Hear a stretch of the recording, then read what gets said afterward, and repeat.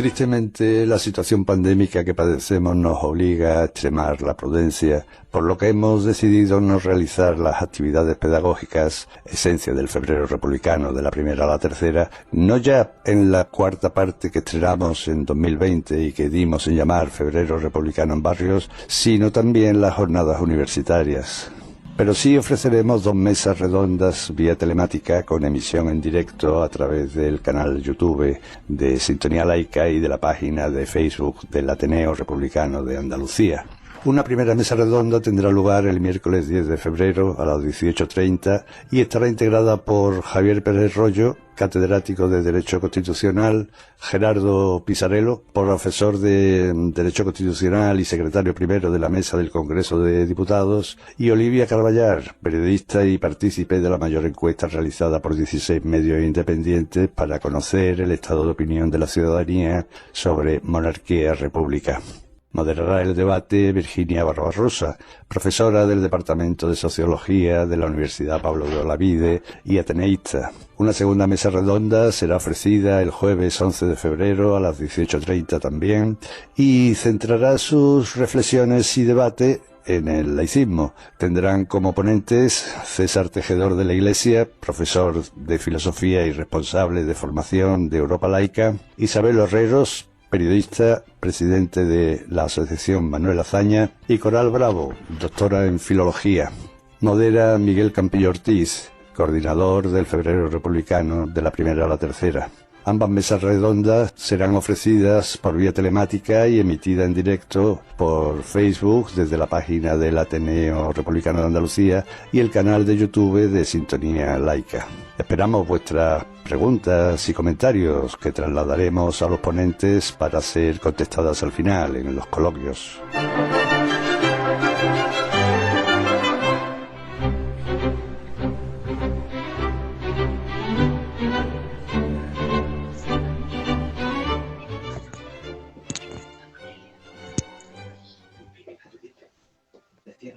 Muy buenas tardes, bienvenidos a todas y a todos. En nombre de las compañeras y los compañeros del Ateneo Republicano de Andalucía, de ARA, quiero darles una breve salutación, dándoles la bienvenida al ciclo que iniciamos en este 2021. Tienen conocimiento por las redes de diversas convocatorias que hemos tenido en este contexto de pandemia que suspender, porque estaban pensados con una orientación presencial. Seguimos pensando que el Ateneo como un espacio de reunión, de encuentro, un espacio de diálogo y de transformación, de cultura popular y de construcción de alternativas de futuro, imbuidos del espíritu republicano, de los valores republicanos, es necesario esa presencialidad y la tendremos más adelante, pero queríamos iniciar en una plataforma que será también un canal para divulgar conocimientos, contenidos propios del Ateneo Republicano de Andalucía, desde nuestra orientación, desde la visión del sur, desde una perspectiva identitaria andaluza, en pro de ese espíritu republicano que ha caracterizado una proliferación y una historia larga en la trayectoria del movimiento republicano en Andalucía, como seno de esa confluencia de diversas sensibilidades y culturas, y con ese espíritu iniciamos la actividad de hoy, con la idea también de alumbrar otras iniciativas culturales, de difusión, de publicaciones también, y de capacitación en los diferentes ámbitos que integran el objetivo del Ateneo Republicano de Andalucía, ya creado hace un tiempo y en el que hemos venido desarrollando distintas actividades. No quisiera restar más tiempo a los invitados, a quien agradezco su disposición a dialogar, a construir ideas en común a través de esta plataforma digital. Por supuesto, a todos los miembros de organización del Ateneo que han hecho posible esta difusión en vivo a través de las redes. Y, cómo no, a todos y cada uno de los miembros del Ateneo, con la idea de que todos los asistentes están invitados a formar parte como socios de este espacio ilusionante, a constituir en sus pueblos, en sus ciudades, un Ateneo Republicano de Andalucía que sea espacio también de formación, de diálogo, de capacitación y de transformación cultural que es necesario para transformar la forma Estado y, desde luego, para lograr conquistas históricas. Este primer debate seguro que va a dejar muchas semillas, muchas ideas, y va a dar lugar también a posteriores coloquios, a tertulias y a otros espacios que venimos pensando articular de manera presencial prioritariamente, pero también a través de este canal tendremos actividades continuas a partir de esta celebración de Febrero Republicano. Nada más por mi parte, agradecer a los ponentes y pasar la palabra a Miguel Campillo, responsable de estas jornadas. Esta es la primera vez, si no me equivoco, en la historia del Febrero Republicano que se hace de manera virtual, pero también será la ocasión de alcanzar a muchos otros compañeros, a muchos otros militantes republicanos que, por no encontrarse en Sevilla, donde habitualmente se realizaban las actividades, podrán ahora participar a través del chat en el coloquio y seguir las conferencias y ponencias de cada uno de los intervinientes en la sesión de hoy y en la que tenemos también programada para el día de mañana. Un saludo en nombre de la Junta Directiva y del Ateneo Republicano de Andalucía y un próspero debate el día de hoy. Muchas gracias.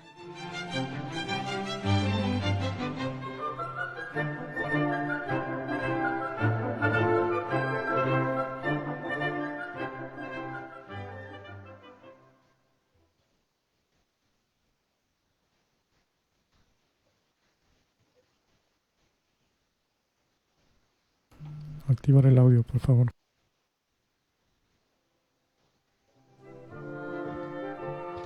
Vale, buenas tardes a todos y a todas. Les damos la bienvenida a la 10ª edición del Febrero Republicano, de la primera a la tercera. Quisiera antes que nada enviar nuestra solidaridad a todos los familiares y amigos que han perdido algún ser querido víctima del COVID-19 en este año.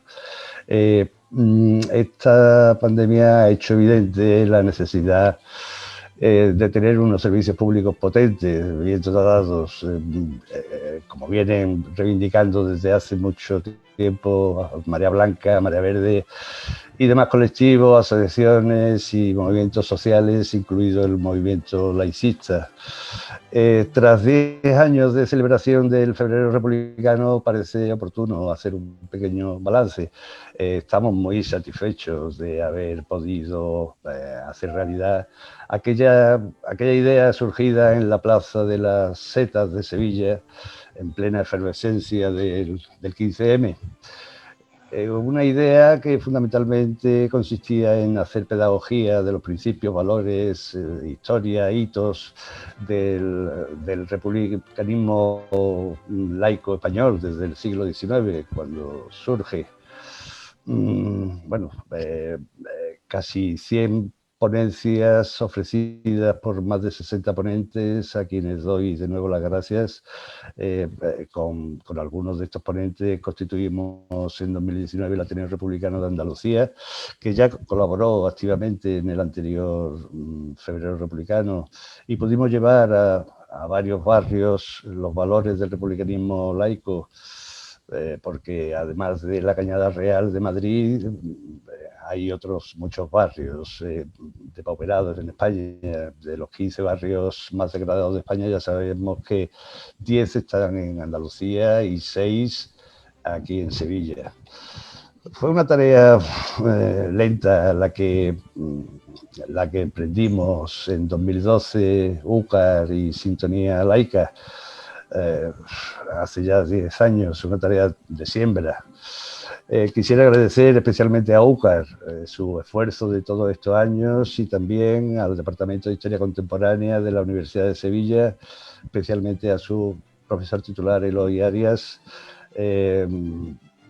también a Radiópolis, por supuesto, la emisora comunitaria de Sevilla, al personal del Parque del Aramillo, a la Asociación de Memoria Histórica del PT, a la Asociación Educativa La Biosfera, a las asociaciones de vecinos que el año pasado nos permitieron desarrollar el Febrero Republicano en sus barrios. Coincido con Sebastián Martín Recio cuando ha escrito que solo una extensión social amplia, plural, cultural y abierta del republicanismo y sus valores permitirá alcanzar esta meta llamada república y ese Estado laico, añado yo. Al final nuestros invitados responderán a las cuestiones que nos planteen a través de la página de Facebook y el canal de YouTube. Y Sebastián Martín Recio y Juan Valencia, nuestros compañeros, pues asistirán a Virginia, recogiendo las cuestiones que planteen a la mesa para que respondan. Y sin más, Virginia, te cedo la palabra.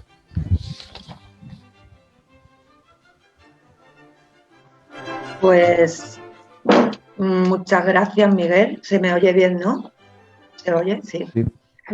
Vale, pues nos adentramos ya en esta primera actividad dentro de este 10º Febrero Republicano, que, como bien ha dicho Miguel, está organizado en 2 mesas y que por primera vez, evidentemente por los tiempos que estamos viviendo, se celebra de esta forma. Y en esta primera mesa pues nos planteamos también la pregunta general que un poco guía esta programación de este año, que es la cuestión de la crisis de la monarquía y el camino hacia la Tercera República. Para ello contamos con 3 ponentes, una mujer y 2 hombres, que bueno, 2 de ellos ya hemos tenido ocasión de escucharlos en otras de las actividades celebradas por el Ateneo Republicano de Andalucía, justo cuando estábamos en la época de la desescalada allí en los Reales Alcázares, ¿no? Que fueron Javier Pérez Royo y Gerardo Pisarello, donde ya nos introdujeron en algunos temas que también queríamos tratar y volver a profundizar con ellos esta tarde. Y también contamos con Olivia Carballal, que se incorpora también por primera vez a nuestras actividades. Y ya empiezo así a presentarla a ella. Ella es doctora en periodismo y profesora, si no me equivoco, Olivia, en la Universidad Oberta de Cataluña. Es colaboradora habitual de la revista digital lamarea.es. Y Olivia nos llamó mucho la atención y por eso planteamos invitarla a este debate, porque ella ha publicado muchos artículos en esta revista relacionados con esta cuestión de la crisis con la monarquía y en concreto La Marea forma parte, si no me equivoco, Olivia, tú me corregirás luego, de una plataforma de medios independientes, de la plataforma de medios independientes que encargaron la encuesta sobre la monarquía o república en España hace unos meses.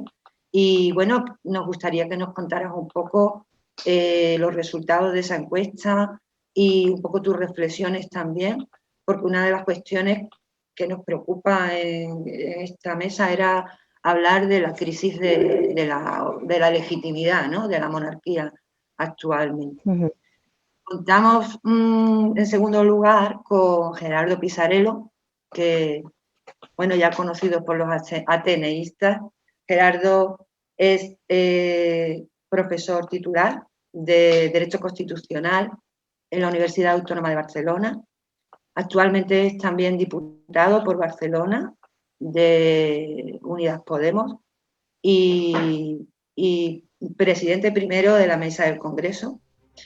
También en Sevilla cuenta con unos cuantos seguidores, porque él lleva participando en el curso de posgrado de Derechos Humanos que inició Joaquín Herrera en la Universidad Pablo de Olavide, y de ese ámbito también, de alguna forma, yo me siento parte y he asistido también a sus clases en alguna ocasión. Y a Gerardo en concreto, pues le pedíamos que nos hablara sobre la cuestión de las movilizaciones sociales, el papel de la sociedad civil, vinculado también un poco a su trayectoria y a su formación, pues eso, cuál es el papel de la sociedad civil y de las organizaciones como esta, ¿no?, como el Ateneo Republicano y otras de otro tipo que nos corresponde, pues para promover esta idea, ¿no?, de andar hacia esa Tercera República. Y bueno, y en eso le hemos planteado que centrara un poco su intervención. En tercer lugar, casi no es necesario presentar a Javier Pérez Royo porque es ampliamente conocido por todas y por todos. Él es catedrático de Derecho Constitucional en la Universidad de Sevilla. Por él han pasado muchos estudiantes y gran cantidad de estudiantes, ¿no?, de aquí, de Sevilla y de otras ciudades, abogados actuales y licenciados en Derecho. Y como decía antes, ya Javier Pérez Royo tiene mucha trayectoria, evidentemente, en derecho constitucional, y nos parece muy interesante el planteamiento que nos hizo el pasado mes de junio acerca de la crisis borbónica, de la legitimidad borbónica, y a partir de ahí, pues lo que le queríamos plantear es que nos explicara, en caso de producirse también un poco un referéndum, qué encorsetamientos encontramos por parte de la propia arquitectura constitucional, ¿no?, que existe en nuestro régimen del 78. Sin más, os voy a pedir a los ponentes a la ponente que tienen 15 minutos para su intervención. Me toca este feo papel de cortaros una vez que vea que más o menos llegáis a esos 15 minutos, o daros un poco el toque de atención. Y nada más. Olivia, cuando quieras tienes tú la palabra.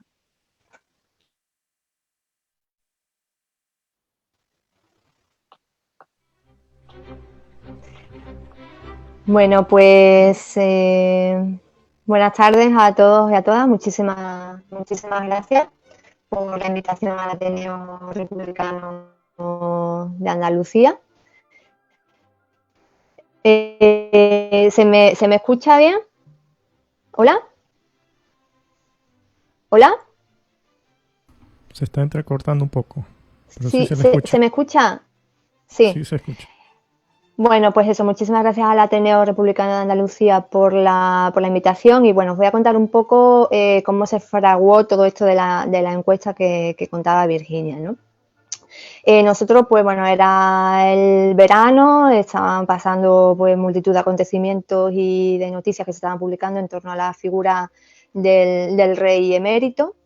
Y bueno, pues estos varios medios de comunicación agrupados en la plataforma de medios independientes decidimos enviarle una carta al presidente del Centro de Investigaciones Sociológicas del CSIS, a José Félix Tezanos, pidiéndole que, bueno, que hiciese un barómetro específico sobre la monarquía, ¿no? O sea, cuándo más iba a ser interesante una encuesta sobre la monarquía que en ese momento, ¿no? Entonces, bueno, José Félix Tezanos nos respondió, y voy a leer muy brevemente la respuesta que nos dio, que fue la siguiente.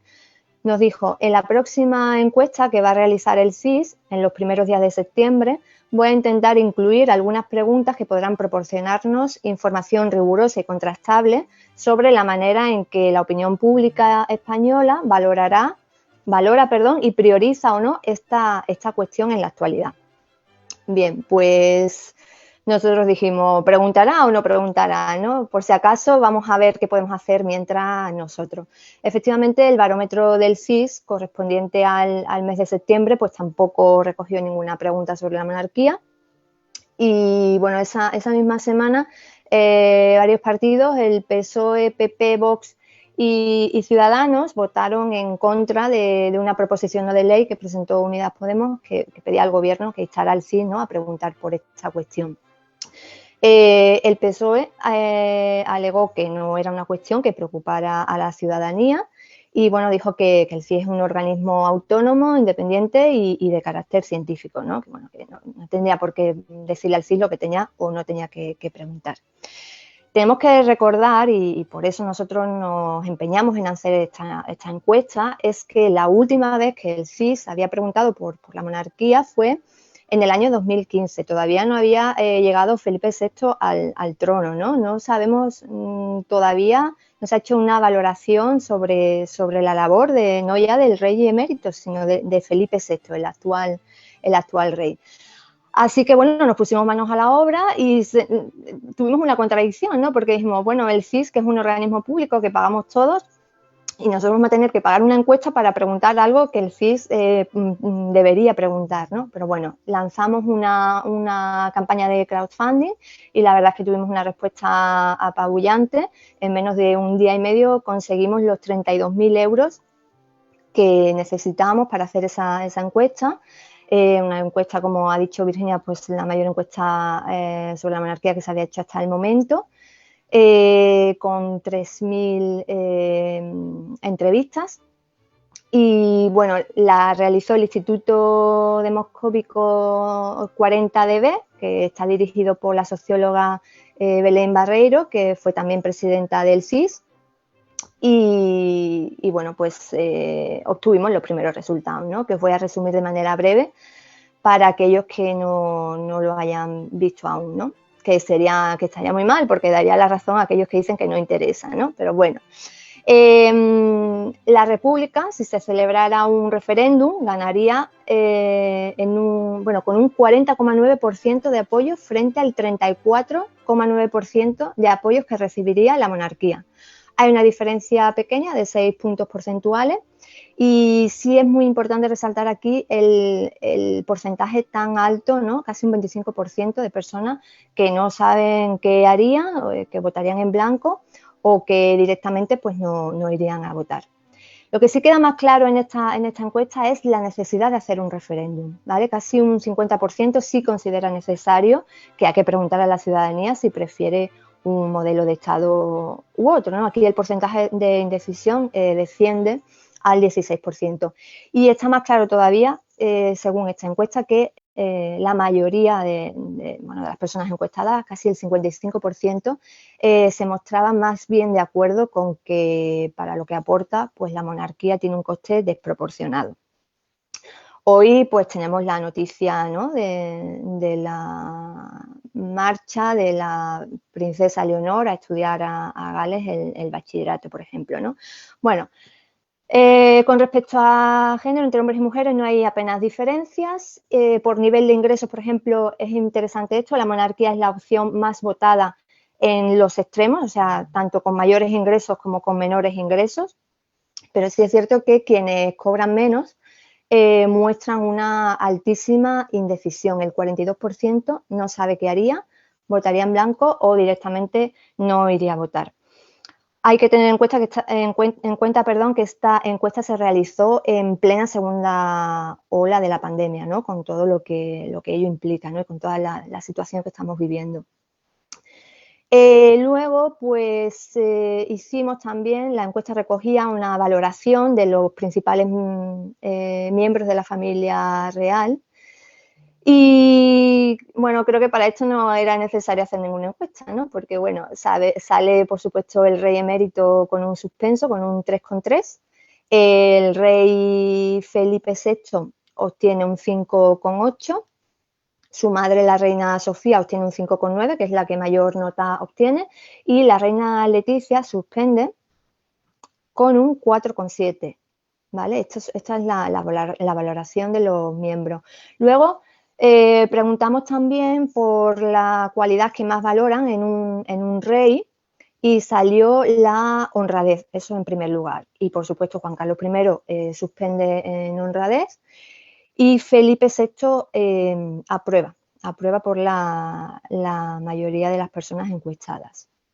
Sobre la figura de Felipe VI se hicieron también 3 preguntas sobre 3, vamos a llamarle hitos, que fueron los siguientes. Se preguntó por su intervención durante el conflicto en Cataluña y aquí el rey Felipe aprueba con un 5,2. Bueno, aprueba en las 3 cuestiones que preguntamos, ¿vale? Con un 5 raspado. Luego, su papel durante la crisis del coronavirus, que bueno, aquí habría que preguntarnos cuál ha sido su papel. Pero bueno, y por último, su reacción ante la publicación de las noticias sobre los negocios de su padre, ¿no? Todo esto a la gente lo aprueba con un 5. Lo que más valoran del rey Felipe, por ejemplo, es la preparación, ¿vale? Y lo que más valoraban de Juan Carlos I era su defensa de la territorialidad, ¿vale? Bueno, estos son los datos así más principales, que como veis, pues bueno, no son deslumbrantes ni decisivos, ¿no? O sea, nosotros cuando hicimos la interpretación de la encuesta nos resultó muy interesante, sobre todo, en primer lugar, porque era la primera vez que estábamos conociendo la opinión de la ciudadanía de una manera muy específica y a la vez muy amplia, ¿no? Sobre una institución, bueno, sobre la que no tenemos capacidad de elección. Y en segundo lugar, el alto porcentaje de indecisión bueno, nos llevó a hacer la siguiente lectura, ¿no? Y es que, bueno, nos han hurtado durante años el debate sobre la monarquía, ¿no? No hemos debatido, ¿no? Ha sido un tabú durante muchísimos años. Eso por un lado. Luego, independientemente de los datos, de los datos sobre el modelo de Estado, ¿no? República o monarquía, es muy interesante lo que se puede leer también de esta encuesta. Y es el siguiente dato que tengo aquí. Y es que la mayoría, o sea, hay una abrumadora mayoría que considera que la monarquía no puede seguir como está. Y apuntan a 3 cuestiones. La primera, el rey, bueno, pues tiene que ser juzgado por los posibles delitos que pueda cometer. Hay que acabar con la inviolabilidad del rey. En segundo lugar, otra abrumadora mayoría considera que hay que modificar el artículo machista que todavía está en la Constitución y que da prioridad al hombre frente a la mujer en la línea sucesoria. Y en tercer lugar, que haya pues muchísima más transparencia, ¿no? En las cuentas y en los bienes, en el patrimonio de la familia real. Eso por un lado. Y por otro lado, bueno, y tengo que decir que esto es independientemente del partido al que voten, independientemente de la comunidad a la que se pertenece, independientemente de la edad, ¿vale? Hay una coincidencia brutal en estos 3 aspectos. Como también la hay, independientemente del partido, de la comunidad y de la edad, en la necesidad de reformar la Constitución de 1978, que esto es otra cosa que choca también con la idea de los aparatos, ¿no? de muchos partidos, ¿no?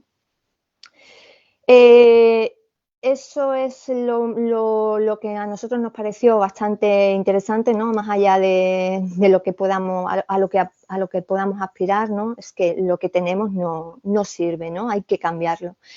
Y por último, para no alargarme más con todas estas historias, preguntamos también, la encuesta recogía una pregunta sobre el funcionamiento de la democracia en España, ahora que se ha hablado mucho estos días y que incluso pues, todo esto ha generado un conflicto entre los partidos que conforman el gobierno, ¿no?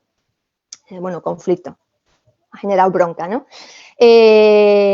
Bueno, pues la mayoría le da un 4,5, un suspenso al funcionamiento de la democracia en España. Y curiosamente, quienes aprueban el funcionamiento de la democracia en España son los votantes de PSOE y de Unidas Podemos, ¿no? Sobre todo del PSOE, que le dan un 6. Y lo último que quería indicar es otra cuestión sobre las instituciones, sobre la confianza en las instituciones. Y prácticamente ninguna institución aprueba. Bueno, el Parlamento suspende, la monarquía suspende, los partidos políticos suspenden, la Iglesia Católica suspende, el Poder Judicial suspende, los medios de comunicación suspendemos, ¿no? Que nos dan la misma nota que a la monarquía, ¿no? Esto también nos tendría que llevar a reflexionar a nosotros mismos, y los sindicatos suspenden. Únicamente aprueban las Fuerzas Armadas con un 6,2. Y bueno, pues esto también nos lleva a otra reflexión, ¿no? Sobre todo en estos últimos días que hemos conocido informaciones, que hemos estado en La Marea, por ejemplo, hemos publicado pues distintos vídeos que muestran la existencia de núcleos, por así decirlo, ¿no? De extrema derecha en el ejército. Bueno, pues estas fueron las conclusiones principales de la encuesta que tuvimos que hacer un grupo de medios de comunicación y que el CIS pues no quiso hacer, ¿no? Y bueno, pues si después quiere conocer a alguien algún detalle más, pues ya estoy por aquí. Así que nada, muchísimas gracias.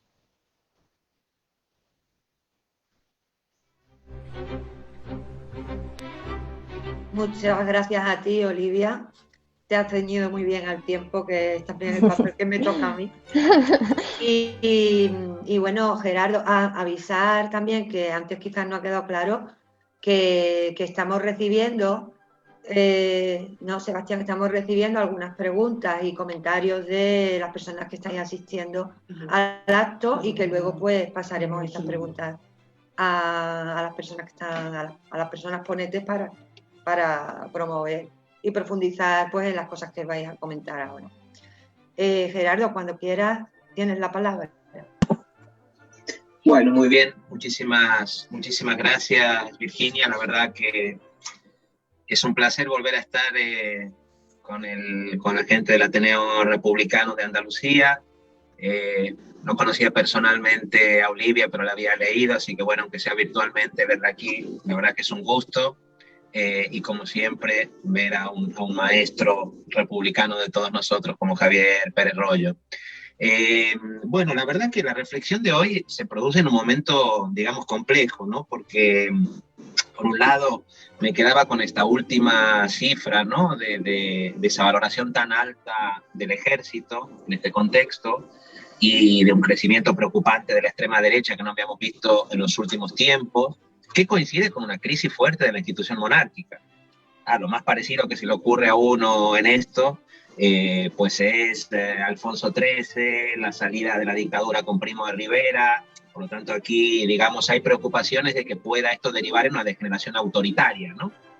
Y por otro lado, como decía, una crisis fuerte. Ahora. No, la noticia esta vamos a ver, digamos, qué tipo de interpretación recibe, porque puede ser interpretada pues en clave, digamos, no lo que comentaba Olivia ahora, que eso contribuye a tener una monarquía más formada, o a feminizar la monarquía. Hay una operación Leonor, digamos, en marcha, sin duda, por parte de los sectores monárquicos, o si por el contrario se va a ver una cosa que a mi juicio también es bastante evidente, que es la incompatibilidad de la monarquía por su razón de ser y de la monarquía borbónica por razones históricas, digamos, con cualquier idea que pueda apuntar al refuerzo de lo público, a una cierta austeridad en el ejercicio de la función pública, a una cierta empatía con la vida de la gente del común, ¿no? Que eran todos los argumentos que utilizaban los antimonárquicos del siglo XVIII. Decían, una institución como la monarquía nunca puede, digamos, reforzar ese tipo de valores, ¿no? Republicanos. Y la verdad que el mensaje que se lanza hoy, pues eso, ¿no? Un colegio privado, de lujo, en un momento, digamos, de una crisis muy fuerte para el conjunto de la ciudadanía. Vamos a ver qué ocurre con eso, ¿no? De todas maneras, a mí lo que me parecía interesante era hacer una reflexión sobre la Primera República, sobre 1873, porque Virginia, perdón, no sé si podemos bajar la música porque la siento de fondo. Ahora, gracias. Quería hacer una pequeña reflexión sobre 1873 porque, curiosamente, la Primera República, que es bastante menos conocida que la Segunda República, en realidad tiene su origen, digamos, no inmediato, pero un poco más lejano, en lo que fue posiblemente la primera revolución en esos términos, y quizás la única del siglo XIX, como la Revolución Gloriosa de 1868, ¿no? Que es fundamentalmente un levantamiento antiborbónico muy importante. Es decir, es un levantamiento antiborbónico en un momento en que la monarquía borbónica, la dinastía borbónica, es vista efectivamente como un grave problema para la democratización política y para una mínima democratización económica. Y esto me parece que es muy interesante tenerlo presente hoy, porque la degradación de la monarquía borbónica de ser vista como una institución, como se decía, muy arraigada entre los españoles, a ser vista como una institución que estaba muy vinculada a la corrupción o que estaba muy vinculada al mantenimiento de un régimen que era profundamente oligárquico y excluyente, se produce en muy poco tiempo,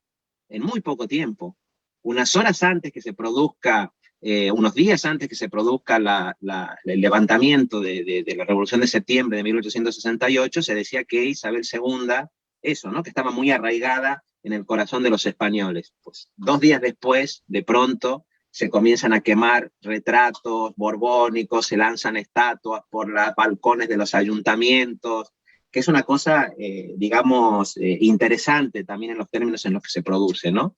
Y, entre otras razones, porque ya era un escándalo como, digamos, su madre, pues Cristina de Borbón, con su marido, Fernando de Muñoz, habían participado en negocios comisionistas, digamos, nada nuevo bajo el sol, comisionistas, en este caso en negocios también de ferrocarriles, ahora hemos tenido el AVE, pero en negocios de ferrocarriles, y de pronto hay una percepción muy fuerte de que eso no se puede soportar. Y curiosamente, ahora cuando escuchaba también a Olivia, el grito con el cual se produce esa revolución, que también se llama revolución porque lo que había existido hasta entonces en la España del siglo XIX eran pronunciamientos, eran motines, pero esto es lo que más puede calificarse como una revolución, y la consigna principal es España con honra. Es decir, había un cuestionamiento de la falta de honradez de la monarquía. Es decir, no tanto de una traición política, como podía haber ocurrido en la Revolución Francesa, pero sí de una falta de honradez. Claro, nosotros estamos en el límite de esa percepción, ¿no? De la percepción de que la monarquía tiene un problema endémico de corrupción, pero que se está intentando, digamos, sanear. Y de hecho, hay un famoso republicano que es Emilio Castelar, que había nacido en Cádiz precisamente, que en su momento publica un artículo, ¿no?, que se llama El Gesto, donde lo que hace es criticar una cosa que había hecho la monarquía, que era presentar una venta de patrimonio público que tenía como objeto que la propia corona se quedara con esos dineros, como una especie de acto de generosidad. Se vendía eso porque parte iba a ir a la corona, pero iba a ser bueno para el patrimonio público. Ese engaño es denunciado en un artículo por Castelar, que era profesor de la universidad, y se genera pues un gran levantamiento porque expulsan al rector de la universidad, se expulsa también a Castelar, digamos, de su cátedra, el movimiento estudiantil se implica. Claro, todo eso no es que estuviera planificado, pero como la pregunta tenía que ver con la movilización y la sociedad civil, me remonto a 1868, porque esa crisis de la monarquía borbónica, vinculada, como digo, a estos hechos de corrupción, fue, digamos, muy repentina, ¿no? Y entonces se produjo este levantamiento, que obviamente exigió no solamente movilizaciones en toda España, sino un hecho de fuerza. Y entonces allí llegó un militar, que era Prim, y entonces cuando Prim llega a Cádiz, Prim, que era monárquico, que no estaba en contra de la monarquía, y luego, ¿no?, igual que ahora hay monárquicos, o hay republicanos que todavía son monárquicos, o hay monárquicos que están a favor de la monarquía parlamentaria, aunque no les guste lo de Juan Carlos. Bueno, Prim no le gustaba lo de los Borbones, pero estaba a favor de la monarquía. Y cuando él comienza a recorrer todas las ciudades del Levante, pues va a Cádiz, Almería, Málaga, y llega hasta Barcelona, se da cuenta que había un revuelo republicano enorme. Y cuando llega a Barcelona se da cuenta que en Barcelona se había publicado una república en Figueras. Y Prim dice, ¿qué está pasando aquí? Aquí está pasando algo que no preveíamos, ¿no? Pues esa es la caída de la monarquía borbónica en la Revolución de 1868, que da lugar a un proceso constituyente, porque una pregunta que también nos hacían ahora y que se le hace a Javier y que nos hacen mucho como juristas es, ¿pero cómo se puede avanzar hacia un proceso constituyente? ¿Qué reforma de la Constitución? Pues ahí no hubo una reforma de la Constitución vigente. Ahí el colapso de la monarquía fue de tales características que se abrió un proceso constituyente, no quedó otra. Y ese proceso constituyente que se abrió, como los republicanos no eran mayoritarios en ese momento, ni eran los más influyentes, acabó proclamando la existencia de una cosa que no había existido nunca en la historia de la monarquía española, que es la idea de una monarquía electa. Lo que se decide es que sean las propias cortes quienes elijan al monarca. Que esto es interesante. Es decir, no es un referéndum, pero es un monarca directamente propuesto y elegido por las cortes. Y esto a mí me parece bastante sugerente también, porque curiosamente cuando hay que comenzar a proponer nombres, Prim ya había dejado claro que los Borbones de ninguna manera, hay un famoso discurso de Prim en las Cortes, en el que el Prim dice, jamás, jamás, jamás los Borbones. Nunca más esta dinastía. Ah, bueno, si nunca más esta dinastía, ¿qué hacemos? Y entonces en ese momento pues se hacen diferentes propuestas. Lo curioso es que uno de los candidatos a ser elegido rey es Espartero, que era un civil, es decir, era un militar, pero Espartero pues era de Ciudad Real, no era un extranjero, no era foráneo, y por lo tanto podía ser candidato. Yo siempre pienso en eso, ¿no? Ahora estaba revisando un discurso que se está produciendo en el Reino Unido también sobre la monarquía, y hay una discusión sobre si el heredero de Isabel tendría que ser Guillermo o Carlos. Y hay sectores republicanos que dicen, bueno, pues si ¿por qué no se hace un referéndum a ver quién tiene que ser el heredero? ¿Y por qué no se proponen más candidatos? Porque igual, si se proponen más candidatos, no sabemos quién saldría. Y yo creo que todo eso es interesante porque me parece que una de las dificultades que tenemos en el caso de España es que todavía la gente no visibiliza la posibilidad de que haya algo más allá de la monarquía que no sea un caos, ¿no? La gente dice, bueno, yo lo veo, gente socialista en el Congreso, que es republicana, pero dice, pero si quitamos este tapón, como tantas veces ha explicado Javier, si quitamos este tapón, ¿qué pasa, no?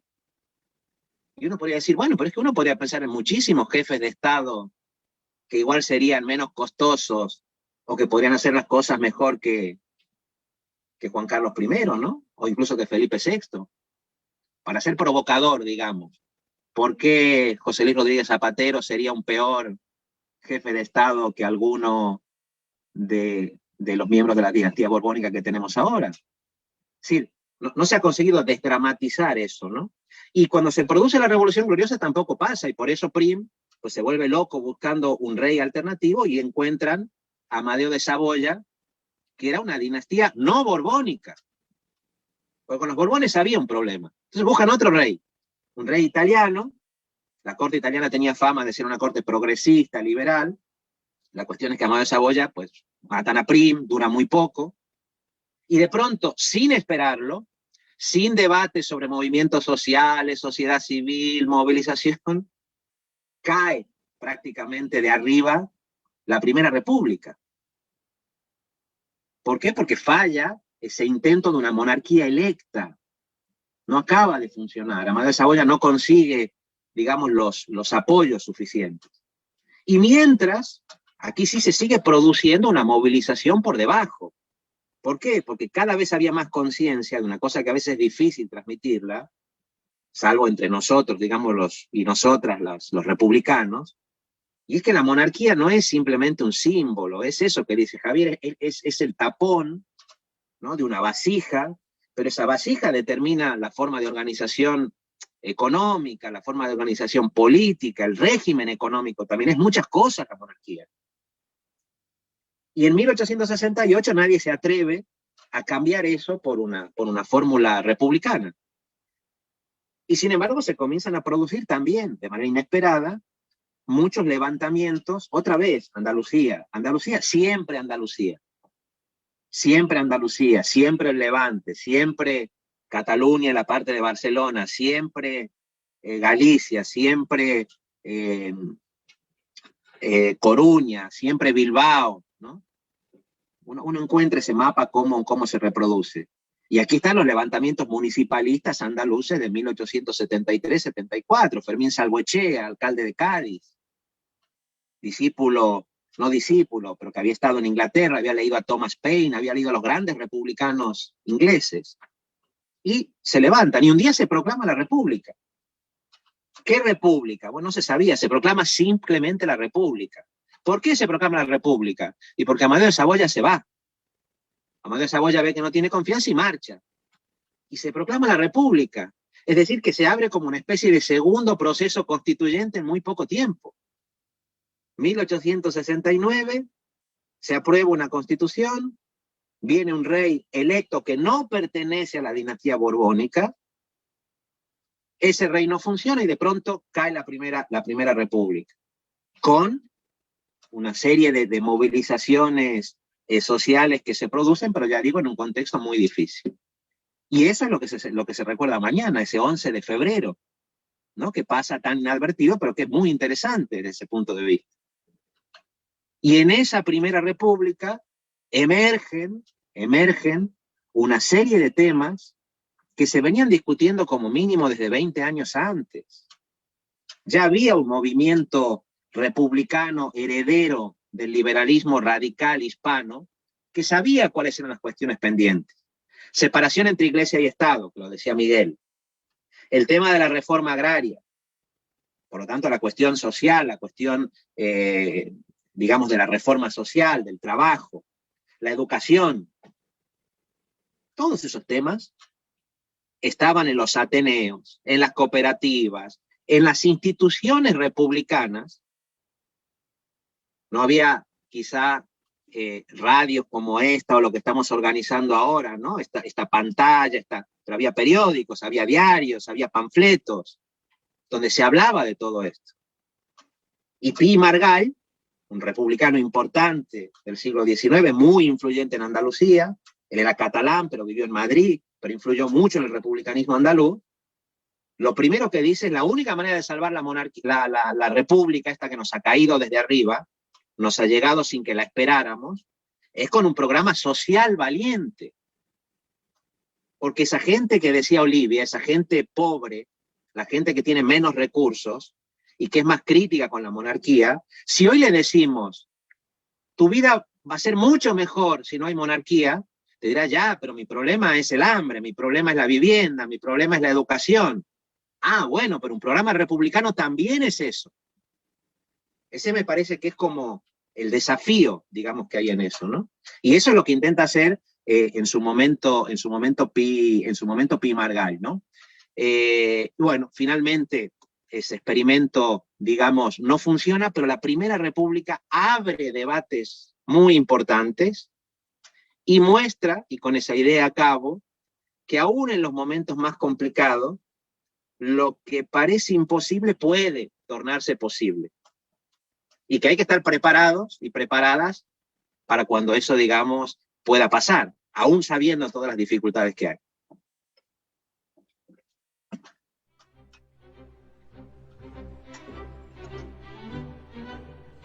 Muchas gracias, Gerardo, y disculpa por el himno republicano, Me encanta. por el himno de Riego, y de que se me ha ido un poco ahí el control, pues estaba enfrascada ahí escuchando la ponencia.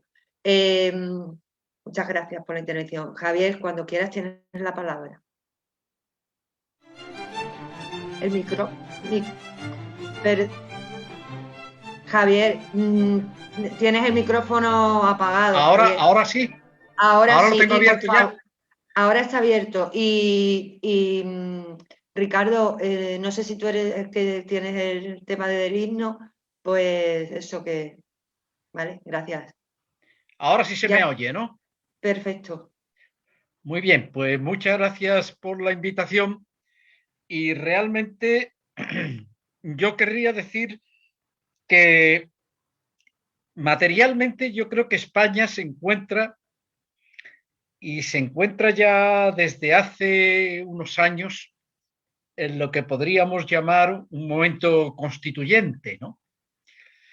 Momento constituyente, ¿no? El Estado constitucional es el resultado de la combinación de un principio de legitimidad y de un principio de legalidad, ¿no? El principio de legitimidad está en la Constitución y el principio de legalidad está en el resto de las normas que integran el ordenamiento jurídico, ¿no?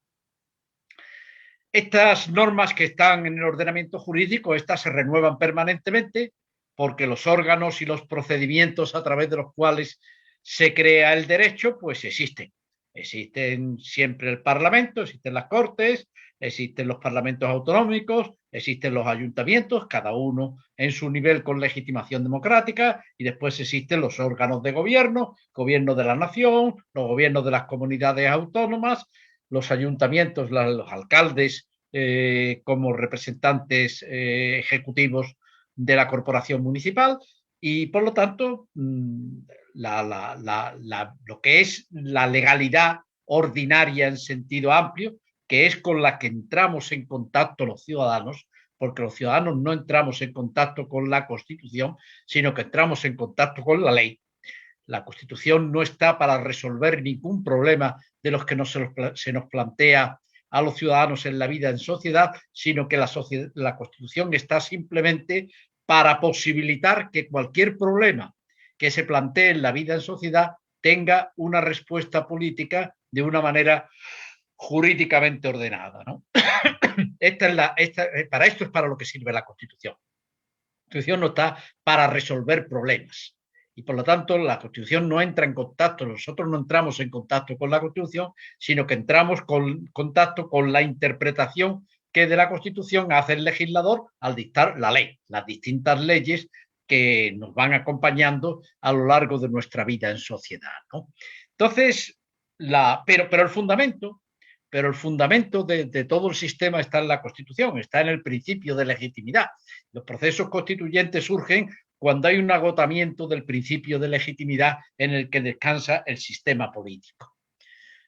Todos los actos de todos los poderes públicos son portadores de una presunción de legitimidad. El Estado constitucional descansa, la democracia constitucional descansa sobre la presunción de legitimidad de los actos de los poderes públicos. Y esa legitimidad viene de la Constitución, y es una legitimidad que tiene que ser renovada. A diferencia de lo que ocurre con la legalidad, que se renueva y que no hay que preocuparse de establecer ningún procedimiento de renovación de la legalidad, sino que se está renovando permanentemente, en el caso del principio de legitimidad no ocurre eso. El principio de legitimidad tiene que renovarse. Y la legitimidad de origen tiene que renovarse, y si no se renueva, pues simplemente se va marchitando, va perdiendo eficacia, y en consecuencia la presunción de legitimidad de los poderes públicos, la legalidad se ve afectada por ese marchitamiento de lo que es el principio de legitimidad. Y nosotros, lo que nos ocurre en España es que el principio de legitimidad que tenemos viene de la Constitución, viene de la transición. Esa es la legitimidad. Ya que nosotros, si nos lo recuerdan, la transición, que nos pusimos de acuerdo, que después de la muerte de Franco y con un momento dificilísimo, pues fuimos capaces de ponernos de acuerdo y de hacer una constitución, y entonces ahí viene, la legitimidad viene de la transición. Pero claro, la transición han pasado 40 y tantos años, y no solamente han pasado 40 y tantos años, sino que al no haberse renovado, porque realmente lo que se hizo fue una restauración monárquica, y esa restauración monárquica a continuación dirige un proceso de democratización, de una introducción de instituciones democráticas como forma de conservar y de garantizar la propia restauración, pues esas instituciones, ese compromiso que se hace en la transición y ese pacto que se hace en la transición y que dio origen a la Constitución del 78 y a las instituciones que han estado vigentes desde entonces, pues prácticamente ha agotado sus posibilidades. Ha agotado su posibilidad, en primer lugar, en la monarquía. La propia monarquía, que nos vino al principio y que nos la presentaron como que realmente era la que había traído la democracia y que era la garantía de la pervivencia y del mantenimiento de la democracia, pues ya sabemos que no ha sido así, y que hoy ha aparecido un artículo de José María Izquierdo en El País que recomiendo vivamente su lectura, artículo de José María Izquierdo sobre la monarquía y sobre lo que ha sido prácticamente el fraude de la monarquía desde el principio. Desde el principio del momento de la transición, de la muerte de Franco, los años finales de Franco, y todo desde entonces, ¿no? Como ha sido toda una operación fraudulenta que ha acabado dando la cara y que ha estallado, ¿no? Y por lo tanto, el primer elemento de ese nuevo proceso constituyente que se hizo tras la muerte de Franco, pues está en una situación de crisis que después seguiremos. Ahora hablaremos después más de cómo se puede salir o no. Después está en crisis el sistema de representación de la sociedad española. En ese proceso constituyente se diseñó un mecanismo de expresión de la soberanía popular y de representación de la sociedad española a través de unas Cortes Generales, que fueron unas Cortes Generales que estaban definidas por la Ley para la Reforma Política, es decir, por la ley que se dicta después de la muerte de Franco, en el año inmediatamente posterior a la muerte de Franco, y que es la última de las leyes fundamentales, y ahí es donde se define el Congreso de los Diputados y sobre todo el Senado, que es el cierre del sistema, y que es ese Congreso de los Diputados y ese Senado que se define por las Cortes de Franco y cuyo sistema electoral se hace mediante un decreto ley por el gobierno Suárez en mes de marzo del 78, pues son las normas que todavía siguen todavía siguen estando en vigor, son materialmente preconstitucionales, aunque después se incorporaran a la Constitución y aunque el decreto ley de normas electorales se convirtiera después en la ley orgánica del régimen electoral general, pero materialmente son preconstitucionales y se definieron por las Cortes del general Franco y por el gobierno Suárez preconstitucional. Y bueno, ese instrumento de representación del pueblo español es el órgano de representación del pueblo español, como dice el artículo 66.1 de la Constitución, pues resulta que nos sirve, que desde el año 2014 y sobre todo desde el año 2015 no permite a la sociedad española hacer una síntesis política de sí misma para poder gobernarse, ¿no? Y de ahí nos hemos encontrado, pues, en primer lugar, con que ha habido que repetir elecciones. España es el último país que se constituye democráticamente en Europa occidental después de la Segunda Guerra Mundial y es el primero y único que ha tenido que repetir elecciones por la incapacidad que hemos tenido de designar presidente del gobierno después de celebradas unas elecciones. Ocurrió en el año 2016 y volvió a ocurrir en el año 2019 de manera distinta, pero en dos ocasiones nos ha pasado eso, ¿no? Y por lo tanto, se está poniendo de manifiesto la dificultad para que a través de unas elecciones democráticas la sociedad española haga una síntesis política de sí misma que le permita autogobernarse. De ahí ha venido también prácticamente la devaluación de la institución parlamentaria, que ha sido incapaz en estos últimos años de ejecutar las funciones parlamentarias que les atribuye la Constitución en el artículo 66.2 y que son tres y nada más que tres: la función legislativa, la potestad legislativa, la potestad presupuestaria y la potestad de control gubernamental. Llevamos una serie de años en las que las Cortes no legislan, la legislación es básicamente gubernamental, el decreto ley ha sustituido a la ley como forma de creación normativa de manera ordinaria. Hemos desvinculado el principio de anualidad presupuestaria, se han aprobado 2 presupuestos en 5 años y con unas dificultades que todos sabemos cuáles son, y naturalmente si no hay actividad legislativa y no hay actividad presupuestaria, la actividad de control de la acción de gobierno pues se convierte en una cosa folclórica, porque no hay nada propiamente que controlar, porque el control se tiene que hacer sobre la actividad normativa y sobre la actividad presupuestaria, y si no hay ni leyes ni presupuestos, pues simplemente se habla de cualquier cosa, de los másteres, de Casado, de Cifuentes, de lo que sea, pero no se puede hacer un control de una acción de gobierno porque no hay propiamente una acción de gobierno que pueda ser controlada, ¿no? Por lo tanto, nos encontramos con que tenemos crisis de la monarquía, crisis de la institución parlamentaria representativa del pueblo español y crisis de la Constitución territorial, que fue el otro gran compromiso constituyente,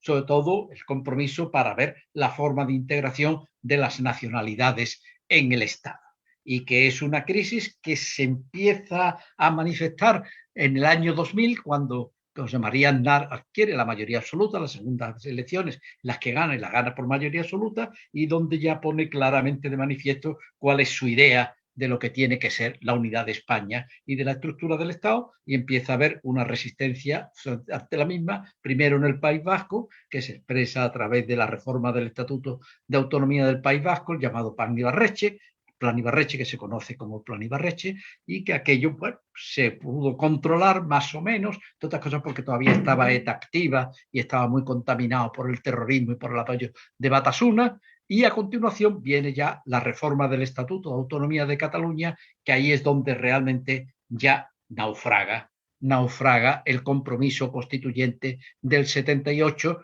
y desde entonces estamos con una crisis de la Constitución territorial que ha afectado directamente a Cataluña y el desorden, que lo vamos a ver el domingo que viene en las elecciones, y que llevamos de manera continuada prácticamente desde 2006 y sobre todo de 2010 en una situación en la que Cataluña se ha roto el vínculo que se había pactado en el 78 para la integración de Cataluña, y que era el pacto entre dos parlamentos ha seguido a continuación del referéndum de la población que ratificaba el pacto, todo eso se ha roto y nos encontramos, por lo tanto, con una crisis de la Constitución territorial que está ahí y que por lo tanto afecta de manera decisiva a lo que fue el edificio constituyente, o sea, todo lo que fue la legitimidad del momento de la transición que se proyectaba después en el funcionamiento del Estado. Todo eso está ahí.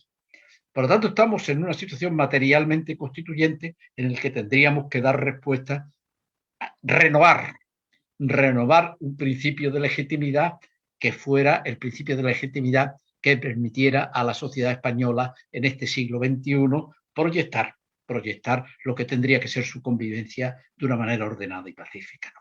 Entonces, esto lo tenemos. El problema que nos encontramos es que la Constitución española está hecha a prueba de reforma. O sea, tiene un título 10 en el que se contempla la reforma de la Constitución, pero después políticamente resulta imposible transitarla, sobre todo transitarla para responder a los problemas que se han ido acumulando a lo largo de 40 años sin que se haya hecho ninguna reforma, ¿no? Entonces, tenemos una situación de que tenemos una reforma que es necesaria, más necesaria que nunca, y que políticamente es más inviable que nunca, ¿no? Entonces, ¿cómo vamos a salir de aquí? Pues esto es algo que resulta muy difícil de saber cómo se puede salir, ¿no? ¿Cómo se puede salir? Porque pues, si no se puede poner en marcha el artículo 168 de la Constitución, el procedimiento de revisión de la Constitución, pues no.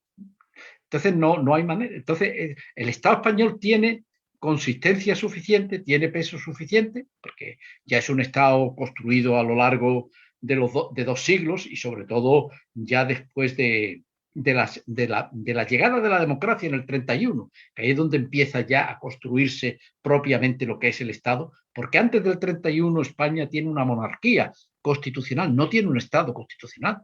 España entre 1812 y 1931 lo que tuvo fue una monarquía constitucional, no un Estado constitucional, ¿no? El Estado constitucional empieza de verdad con el 31 y que empieza con una expresión, empieza la democracia de verdad. Hubo ese intento protodemocrático de la Revolución de 1868, de la Constitución del 79 y de la Primera República, pero eso es prácticamente un periodo muy breve y no deja prácticamente ningún pozo.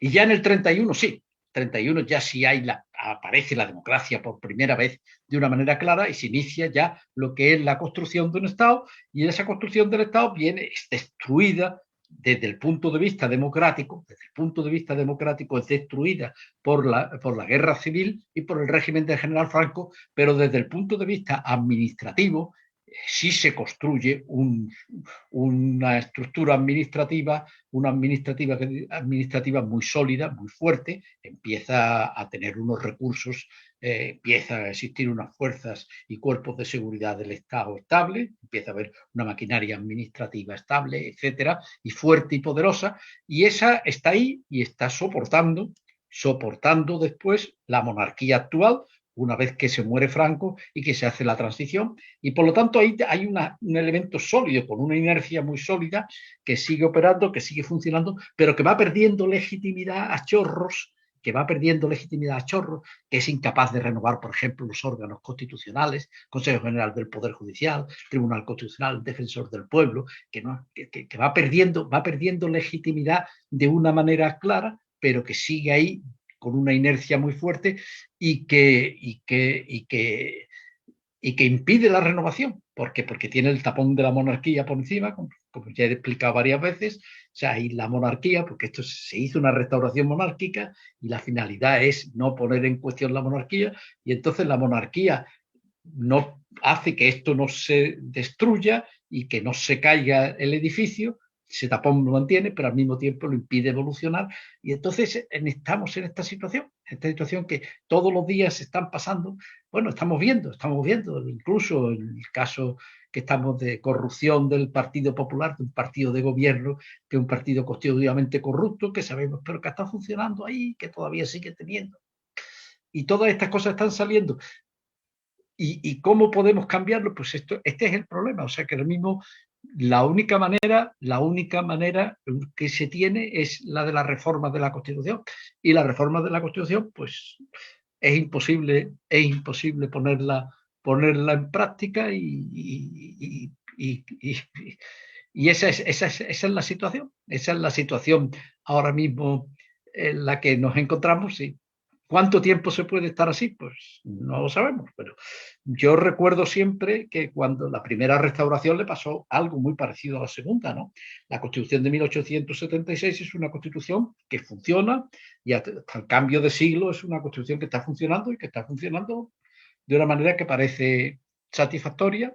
Y sin embargo, en el momento en el que ya con la llegada de Alfonso XIII a la jefatura del Estado, ya se empieza a hablar de reforma de la Constitución, empiezan a plantearse todos los problemas de déficit de la Constitución de 1876, se empieza a hablar de reforma de la Constitución. Tenemos la Semana Trágica en Barcelona, después tenemos discurso ya de Ortega del 13 de Vieja y Nueva Política, donde hace la autopsia del 76, viene la Primera Guerra Mundial en el 17 y todas las tensiones tremendas que se plantean, hasta llegar al 23, todas esas tensiones que ponen en cuestión lo que era la Constitución del 76, y cuando se plantea la posibilidad de una alternativa de monarquía parlamentaria frente a lo que era la monarquía del 76, la monarquía constitucional del 76, pues el rey tira de Primo de Rivera y se da el golpe de Estado que destruye la Constitución del 76, y después acabará desapareciendo en una manifestación tan oblicua del sufragio universal como son unas elecciones municipales en el año 31. Es decir, la monarquía, hubo un intento de asalto incluso a finales del año 30, con el golpe de Estado que se intenta hacer el motín desde Jaca, y que incluso un Estado tan frágil como era el de la primera restauración aguanta y no se puede ser asaltado desde el exterior, pero acaba hundiéndose en una manifestación tan subalterna del principio de legitimación democrática como son unas elecciones municipales, ¿no? En España, con esta segunda restauración, está pasando exactamente lo mismo que pasó con la primera. La Constitución del 78 ha tenido unos cuantos decenios en los que ha funcionado, y la gente tenía su prestigio, y yo creo que la gente se identificaba. La Constitución ha entrado ya en una crisis clara. Es una Constitución nominal, ya no es una Constitución normativa. La vida política no discurre de la forma en que la Constitución la contempla, sino de una manera completamente distinta, o no completamente, pero sí considerablemente distinta.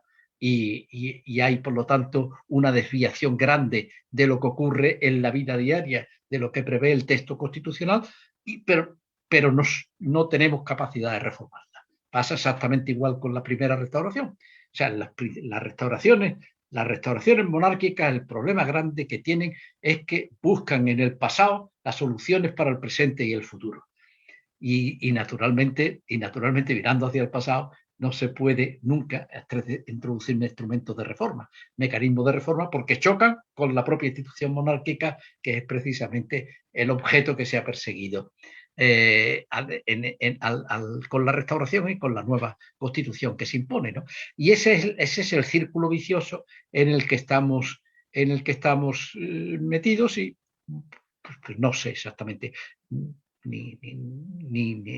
sé, ni creo que lo sepa nadie, ¿no? O sea, creo que estamos ya aproximándonos a un punto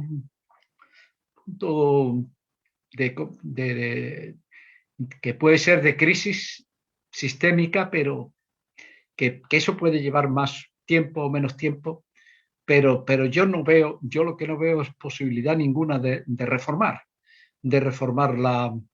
la Constitución actual y de reformar el sistema político con ese corsé que supone la Constitución y con el tapón de la monarquía por encima de todo ello. Y por tanto, esa es la situación. Esa es la situación tal como yo la veo. Y de todas maneras pienso que la sociedad española está viva, se mueve, o sea que hay movimiento y que hay... Ya veremos, o sea, ya esto que decía Gerardo, hay que prepararse, y hay que estar pensando en que realmente podemos encontrarnos ante una situación vertiginosa en algún momento y no muy lejano, no muy lejano. Y bueno, esto es lo que quería decir. Pues muchas gracias, Javier. Se me oye, ¿no? Sí. Muchas gracias, Javier, muchas gracias a los tres por vuestras intervenciones. Han sido muy interesantes y esperemos no perder la alegría, Javier, después de... No, si yo no estoy... o sea, para mí han sido terribles los 5 años de Rajoy, con mayoría absoluta, 4 años. Ahora no, ahora tenemos montones de problemas, pero por lo menos podemos hacer política, ¿no? Podemos hacer política, ¿no? Y la capacidad para mí la situación terrible han sido los años de plomo de Rajoy, que además han sido una mentira absoluta, y lo sabemos, con un fraude desde el primer momento y una complicidad entre él y Bárcenas para reunirse a la acción de la justicia, en fin, haciendo y una cosa espantosa. Todo lo que hemos tenido ahí, ya ahí hemos visto, se empezó a romperse con las elecciones europeas de mayo del 14, por eso vino inmediatamente la abdicación de la monarquía, que la tuvieron que hacer de manera anticonstitucional. Si una de las cosas en las que se pone de manifiesto la incapacidad de reformarse es que cuando incluso tiene que hacerse la abdicación tiene que hacerse de manera anticonstitucional, porque no son capaces de hacerlo de una manera constitucional y de hacerlo con claridad, ¿no? Entonces, todo eso. Entonces, bueno, a partir de ahí empieza a ver, y ahora estamos con todos los problemas, y tenemos que ver que Cataluña y cómo se consigue llegar a una posibilidad de un acuerdo, porque además ahora va a venir también, en el País Vasco va a venir también el problema, y por lo tanto el problema de las nacionalidades y de la integración en el Estado se van a plantear, y más cosas, y muchas más cosas que ahora, muchas de ellas, yo creo que la monarquía ha tenido la suerte del COVID-19, que en cierta medida nos ha metido en un problema tan inmenso, una crisis sanitaria tan inmensa, que se ha transformado en una crisis social y económica tan inmensa, que realmente pues no nos podemos preocupar nada más que de ver cómo hacemos frente a la misma, ¿no? Y en consecuencia ese tema ha quedado prácticamente, bueno, hay un poco que no tenemos energía nada más que para intentar salir del agujero tan inmenso en el que estamos metidos, y no nos podemos plantear más problemas, ¿no? Pero bueno, ahora las cosas se mueven.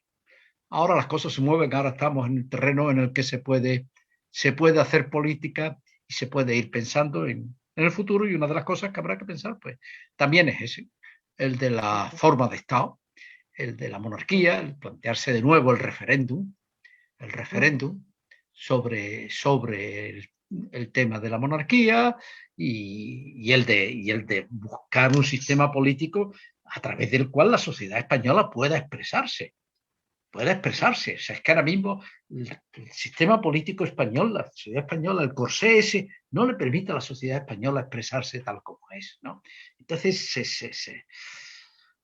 salen cortocircuitos que son muy claros, más luego cosas que nos han ido saliendo, por ejemplo, todo lo que es la organización del Poder Judicial, propio Tribunal Constitucional, o sea, que perdió claramente la imparcialidad mínima para ser un árbitro en el tema de la reforma del Estatuto de Autonomía de Cataluña, ¿no?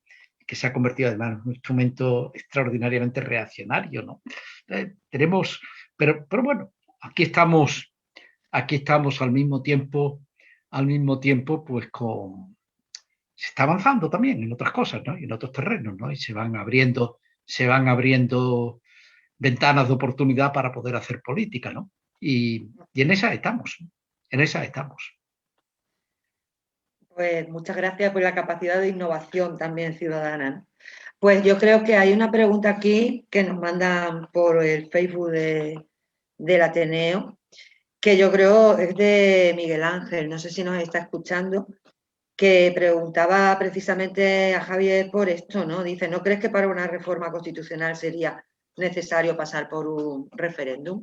Yo creo que Javier está ahí dando respuesta. No sé si quieres también un poco aclarar esto, si os parece, también por organizar esta segunda ronda, os comento más o menos las distintas opiniones, preguntas que hemos recibido y vais contestando también, si os parece, porque alguna os va a tocar alguno más de forma más directa, pero... Decide tú, que para eso eres la que Vale, pues lo hacemos así, si os parece. Nosotros estamos muy bien mandados, muy ¿no, disciplinados, muy disciplinados. Silvia? Muy disciplinados. Muy disciplinados somos. Que hay, de todas formas, cuando estabas hablando, Javier, esto ya aparte, para que no se me olvide. Dirige tú la pregunta y dices, sí. Se la dirige a alguno y los muy demás bien. comentamos también lo hacemos sobre la marcha, así. a partir Perfecto. de eso, ¿no? Vale, pues esta es bueno, voy a empezar por la de el tema de las encuestas, ¿no? Que preguntaban cómo es posible. Era dirigida a Olivia, pero yo creo que es un tema sobre el que todos podéis posicionar, que es cómo es posible que las encuestas señalen una opinión pública favorable a la República y, sin embargo, haya tan poca presencia masiva en las calles a favor de la República. Y en relación también con la intervención de Olivia, ¿no? Es el papel ambiguo del PSOE la causa fundamental que evite una llegada de la República. ¿Es realmente tan complicado llegar a una República por la vía constitucional, a pesar de la crisis de legitimidad de la monarquía? Esto a raíz de lo que he planteado también Javier. ¿Estamos en una situación sin salida democrática e institucional? Y a Gerardo también iba una pregunta específica para él, que de Juan de Sevilla, que dice: tanto la Primera como la Segunda República vinieron por dos factores precipitantes: los errores y el descrédito de la monarquía y la detección de las filas monárquicas de significados políticos. Caso Alcalá Zamora, por ejemplo. Hoy la opinión pública se aparta cada vez más de la monarquía, pero toda la derecha más el PSOE cierra filas en torno a la corona. ¿Hay vía política para la República? Yo creo que un poco más o menos van en el mismo sentido, un poco una reflexión os pido en torno a estas cuestiones. Bueno, y otra que tiene más que ver quizás con la parte del laicismo, pero es de Asunción, que dice: sería interesante conocer la relación entre la monarquía y la dificultad de derogar los acuerdos con el Vaticano, si estáis también en disposición de abordar este tema. Pues si queréis vamos por orden, primero por seguir el orden de la mesa, primero Olivia, después Gerardo y después Javier. Y Olivia, cuando quieras tienes la palabra de nuevo. Sí, se me ha cortado un poco la conexión y no he escuchado bien la pregunta, ¿no? Sí. Es cómo es posible que las encuestas señalen una opinión pública favorable a la República y, sin embargo, haya tan poca presencia masiva en las calles a favor de la República. Y es el papel ambiguo del PSOE la causa fundamental que evite una llegada de la República. No tiene, sí, a ver, ha sido después de tu intervención estas dos preguntas. Sí, sí. Hay un dato en la encuesta que indica que un porcentaje altísimo de votantes del PSOE que votarían en un referéndum por la República, ¿no? Hay un porcentaje altísimo de votantes del PSOE que apuestan por la necesidad de hacer ese referéndum, ¿no? Están en contradicción con el discurso del aparato del PSOE, ¿no? Es que la propia vicepresidenta Carmen Calvo dijo por aquel mes, ¿no? ¿Hola? Perdona, Olivia, es que se te ha entrecortado la voz y si puedes un poco repetir la idea porque no nos hemos enterado de la primera parte que estás comentando. ¿Se me escucha ahora? Ahora sí. A ver, no sé si se me escucha. ¿Se me escucha ahora? Ahora sí, a ver si... Un segundito, voy a salir y ¿Se me escucha ahora? Sí, se te escucha. Espera. ¿Tú nos escuchas a nosotros? Yo te estoy escuchando perfectamente. Perfectamente, Olivia.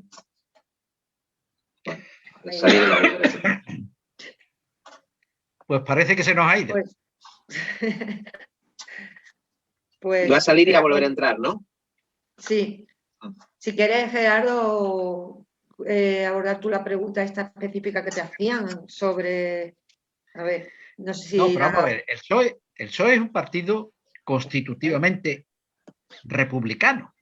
En sus estatutos se definió, e incluso en el año 78, cuando se hace la Constitución, el Partido Socialista, al primer borrador de Constitución, en el primer proyecto de Constitución, presenta un voto particular al título segundo, en el que habla del presidente de la República. Y justificó esa posición en el año 78 diciendo que como en sus estatutos se definía como partido republicano, él no podía votar la monarquía. Él no podía votar la monarquía y por lo tanto no podía aceptar la monarquía como punto de partida. Otra cosa es, decía, que si la monarquía se aceptaba por el conjunto de la sociedad y por la mayoría de los grupos parlamentarios y después era aprobada en referéndum la Constitución, que era una Constitución monárquica, que el PSOE sería leal con la Constitución que se hubiera aprobado, pero que el punto de partida suyo era un punto de partida republicano, ¿no? Eso lo hace, obviamente, era de cara a la galería, era un brindis al sol y estaba todo perfectamente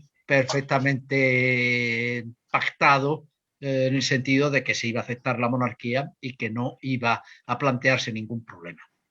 Lo que ocurre es que el Partido Socialista, que no era un partido dinástico en el comienzo de la transición, se convierte en un partido dinástico, después, a lo largo de los decenios posteriores, y se ha convertido en un partido claramente, bueno, en el momento de la abdicación fue clarísimo. Pérez Rubalcaba se mantiene, Alfredo Pérez Rubalcaba se mantuvo en la Secretaría General precisamente para garantizar la transición y fue el personaje realmente el que dio el apoyo sólido, a la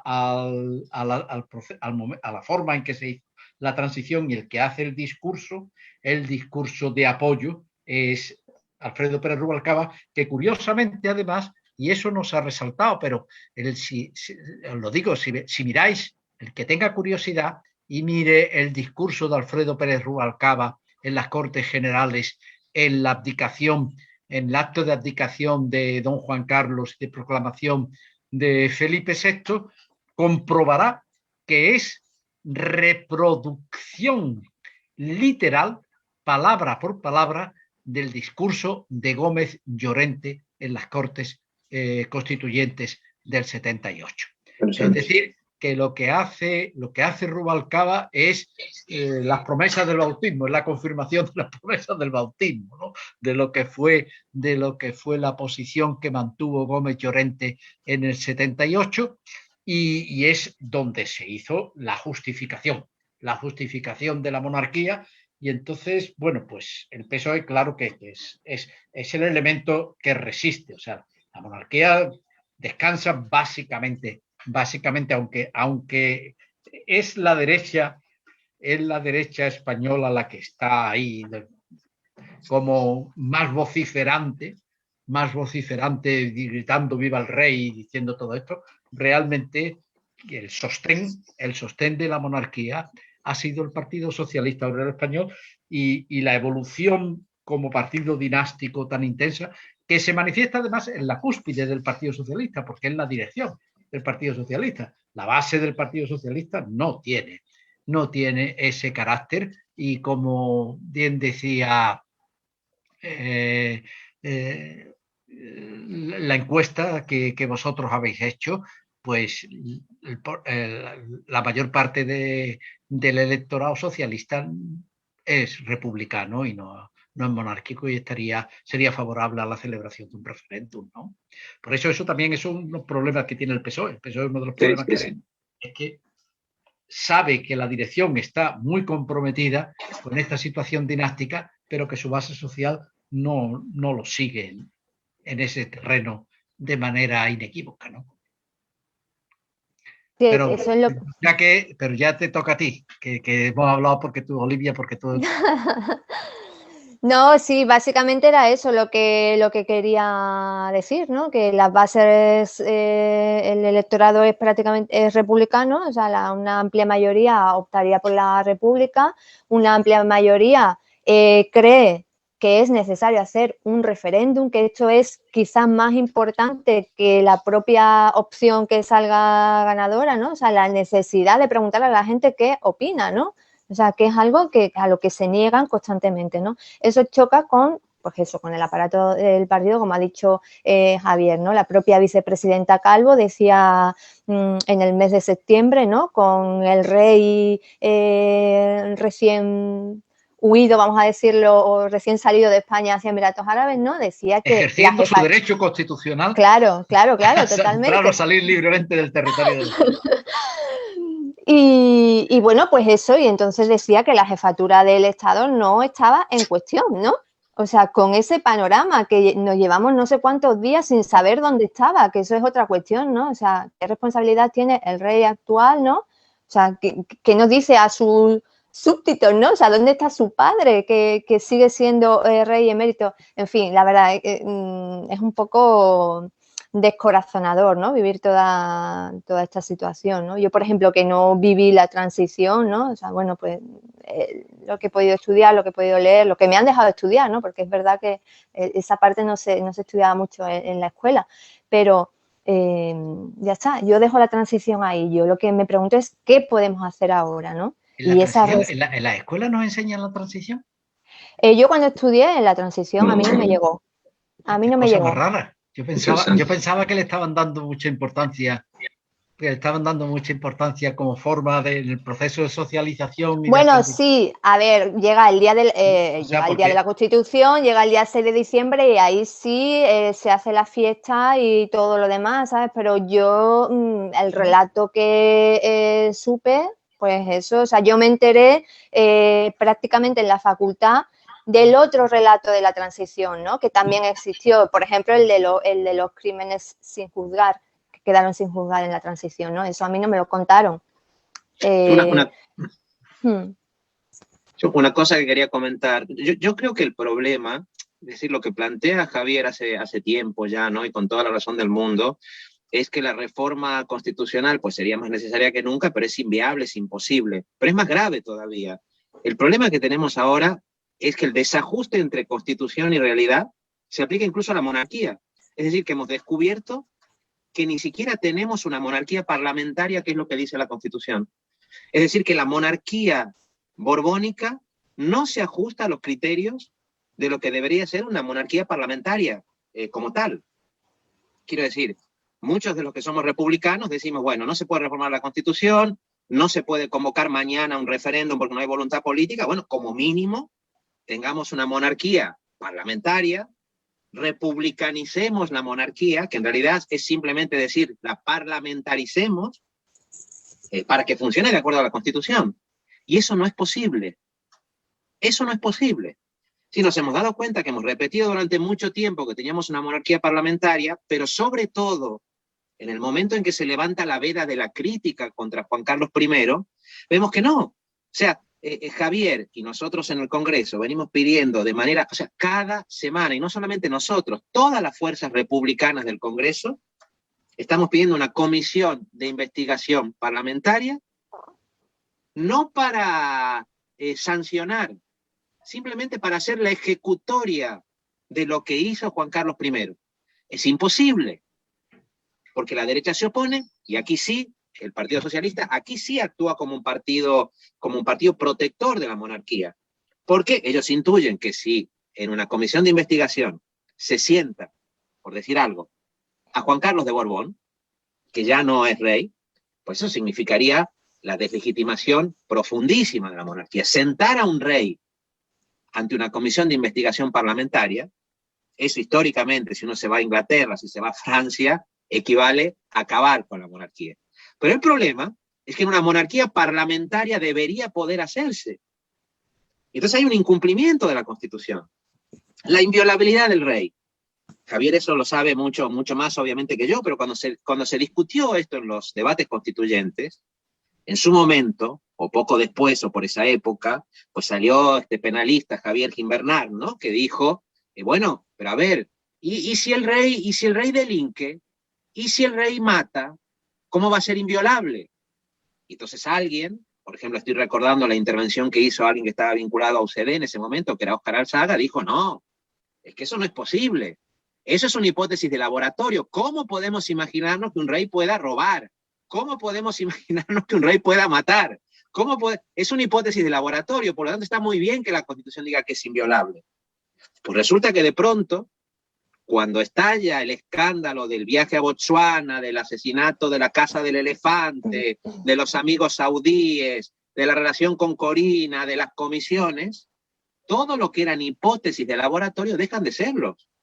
Y por lo tanto hay una pregunta que es incluso constitucionalmente pertinente, que es ¿qué pasa cuando el rey actúa privadamente sin el referendo de los responsables políticos, o al menos que no se pueda suponer que existe ese referendo? ¿Qué pasa si el rey cobra comisiones? ¿Qué pasa si el rey blanquea capitales? ¿Qué pasa si el rey no declara ante Hacienda lo que tiene que declarar? Es inviolable. Entonces esto, digamos, genera una crisis enorme, porque responder que sí a toda esa ciudadanía que en el siglo XXI, a todos esos jóvenes, decirles, no, mira, la Constitución lo que dice es que si el rey roba, mata, no pasa nada. Bueno, no pasa nada, no. ¿No? Alguna solución habría que encontrar. Obviamente, la solución podría ser pues, que tenga que renunciar, que tenga lo que... que tú dices, Gerardo. Gerardo, es que tú lo has puesto antes. O sea, el problema, quien tiene que tomar las cartas en el asunto en este caso son las Cortes Generales. Claro. Es el Parlamento. No son los jueces. O sea, yo creo que este es el problema. Y eso es lo que la monarquía no está dispuesto. Ahora se están cumpliendo 100 años del informe Picasso, ¿no? Totalmente. Sobre el desastre anual. Javier, y ahí explica lo que fue lo del informe Picasso. De Picasso. De Primo de Rivera. Ahí es donde estuvo el origen del golpe de Estado de Primo de Rivera. Cuando se van a exigir responsabilidades en sede parlamentaria y se va a analizar lo que fue la conducta del rey en la guerra de Marruecos en sede parlamentaria, es cuando salta el golpe de Estado y se dice, por aquí no pasamos. Por aquí no pasamos. Y eso es lo mismo que pasa ahora. Yo, Juan Carlos, presento una declaración complementaria a Hacienda y me acojo a la amnistía fiscal y pago lo que estoy dispuesto. Tal vez estoy dispuesto a pasar porque algunos jueces me miren por algún lado y me hayan una condena por fin, que tenga que pagar alguna cantidad de dinero. Lo que no estoy dispuesto es a pasar por un examen parlamentario. Y que sea la representación de los ciudadanos, la representación de la soberanía popular, la que realmente examine lo que ha sido la ejecutoria del rey. Y diga esto y proponga lo que estime pertinente que tenga que proponer y que llegue al juicio que tenga que llegar y que llegue. Eso es lo que no va, y por eso la resistencia a la comisión parlamentaria, y ya se formule como se formule, eso no sé. Pero sabes que ahora incluso entraron ahora una serie de propuestas para que se elabore una ley en cumplimiento del artículo 57 de la Constitución, claro, para regular la inviolabilidad.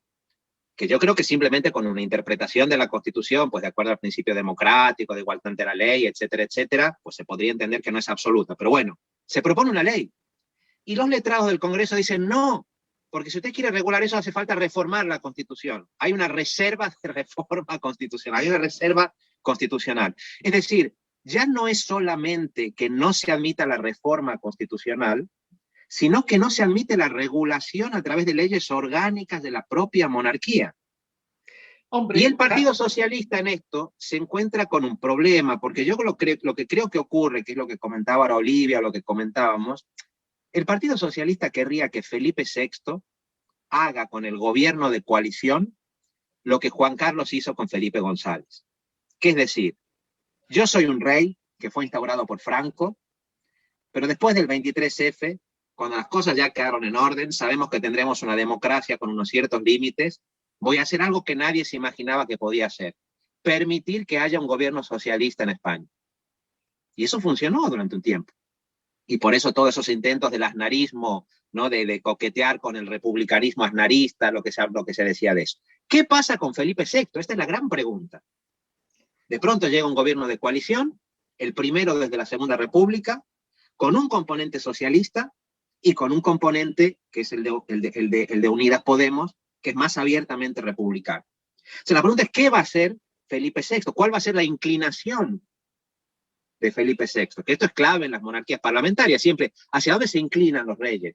Normalmente se inclinan en un sentido conservador, todos por lo que es la monarquía. Ahora, ¿el rey es compatible con un gobierno que quiera aplicar políticas sociales avanzadas? ¿Es compatible con un gobierno que quiera dar una salida dialogada a la cuestión de las nacionalidades, como decía Javier, a la cuestión catalana?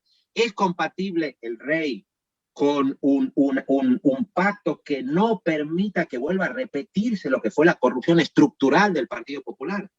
Y esa pregunta está abierta, porque efectivamente Felipe VI no ha tenido tiempo todavía de incurrir en las actuaciones económicamente tan graves que se le adjudican a su padre, pero todo el mundo dice que las inclinaciones naturales de Felipe VI son más conservadoras y más de derecha que las de su padre.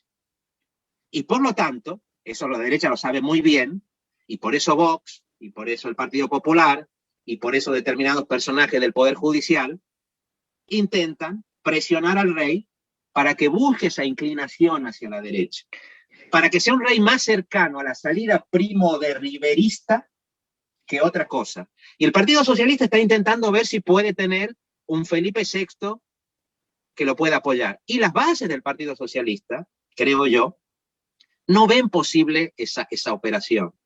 Esta operación de no investiguemos a Juan Carlos, no permitamos que se hagan preguntas, no permitamos que se reforme ninguna ley, inventemos que Leticia va a ser una reina mujer avanzada, formada. Yo creo que la encuesta lo que demuestra es que eso todavía no está del todo claro, pero yo veo difícil que eso pueda funcionar. ¿Hay una derecha que se esté volviendo antimonárquica? Bueno, yo aquí en Cataluña lo veo. Aquí hay una derecha catalana, nacionalista, heredera del pujolismo, que también hizo un acuerdo con Juan Carlos I, también para enriquecerse de manera irregular en términos económicos.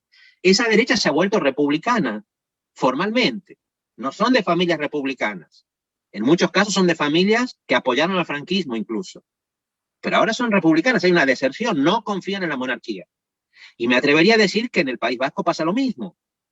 No solo con las izquierdas republicanas del País Vasco, sino incluso con el propio PNV. El propio PNV, digamos, que siempre tuvo una posición extraña, ¿no? Desde Ana Sagástegui, profundamente antiborbónico, hasta sectores más accidentalistas. Depende. Si el rey se porta bien con Euskadi, pues podríamos pensarlo. Pero eso está en crisis en este momento. Si el papel, alguien que me preguntaba sobre eso, pero el papel de Alcalá Zamora, el papel del propio Ortega, que era un liberal lúcido, pero elitista, profundamente demófobo, escribe ese famoso artículo con el que Javier cierra uno de los libros que hicieron de diálogo con Antón Losada, un artículo con un título tremendo viniendo de Ortega en 1930, de Lenda es monarquía, hay que destruir a la monarquía.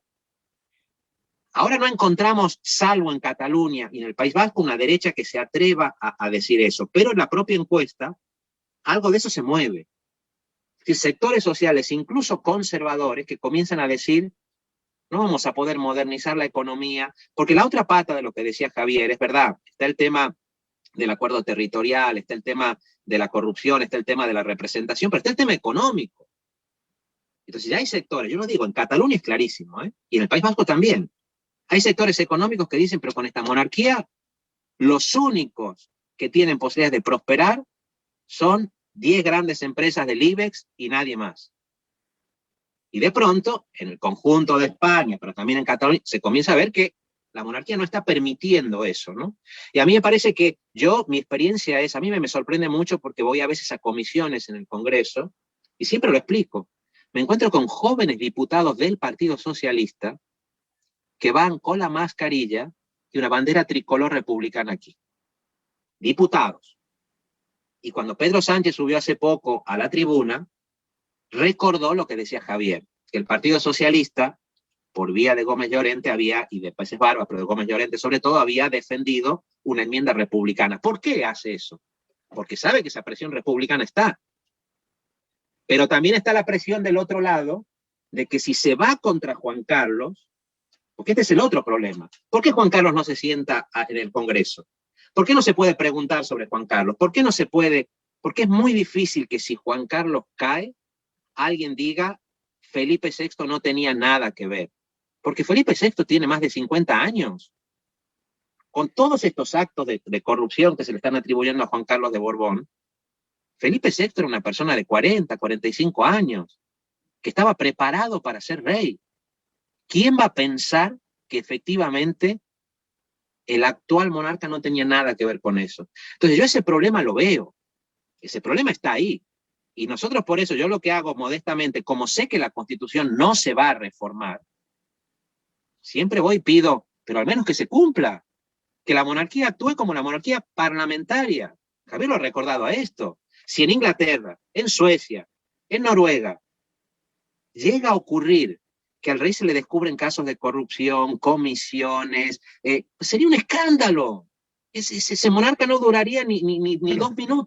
Ahora estamos asistiendo a una cosa muy interesante en Inglaterra, con el tema también de la necesidad del consentimiento de la reina, que hasta el momento era un asunto al que no se le había prestado ninguna atención y que se planteó incluso en el año 2014 suprimir ese consentimiento que tiene que dar la reina, la corona, para la tramitación de determinadas normas, y que se pensaba que era prácticamente una figura similar a lo que es la sanción parlamentaria, ¿no?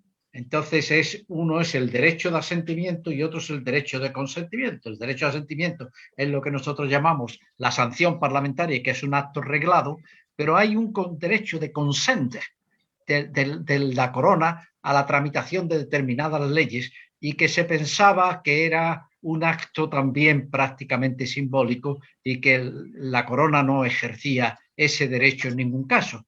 The Guardian ha hecho una investigación bastante sólida y ha descubierto que no es así y que la corona ha hecho uso de ese derecho de consentimiento para evitar la tramitación de determinadas normas, y sobre todo de normas que podían hacer referencia a la fortuna de la Casa Real, ¿no? Para que se tuviera conocimiento de lo que es la fortuna del patrimonio de la reina, ¿no? Y que la reina Isabel ha maniobrado de manera continuada para poner límites a que se tuviera conocimiento de lo que es realmente la riqueza, el patrimonio de la Casa Real, y ahora mismo está en movimiento ese tema. Vamos a ver, porque incluso hay propuestas de que se acabe, de que se borre definitivamente y se saque de la Constitución ese derecho de consentimiento,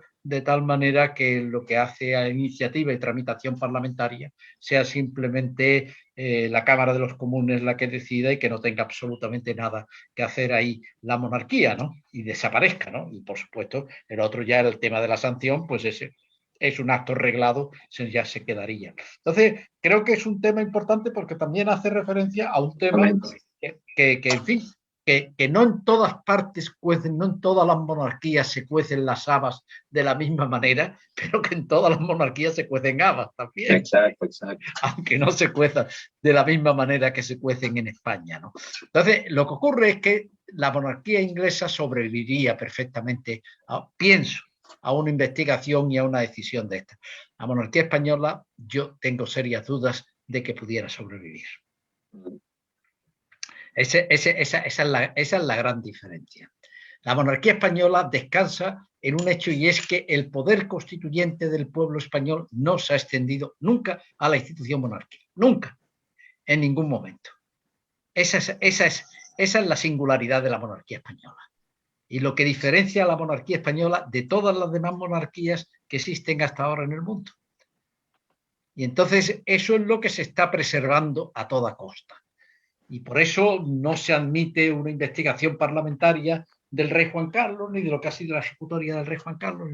No, la monarquía es indiscutible, no se puede ni siquiera tratar en sede parlamentaria y pensar que los representantes del pueblo español pueden pronunciarse.